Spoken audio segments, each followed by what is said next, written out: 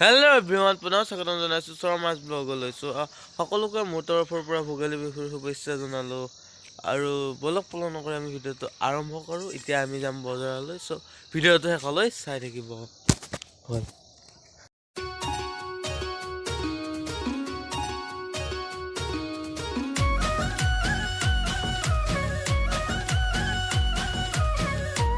কি মাথাৰে খোজকাঢ়ি যাই আছোঁ বক্স আনবা।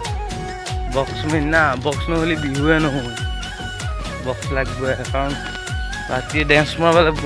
তাৰপিছত আৰু সেইফালে মাংস কাটি আছে, চলি বিচাৰিছে বেলেগ কাম কৰিছে, যোৱা কৰি আছে। বক্স আনিব যাম, যাই কেনে আহি কেনে বক্সটো ফিটিং কৰি কেনে বেলেগ কাম কৰিম আৰু আপোনালোকে ভিডিঅ'টো চাই থাকিব।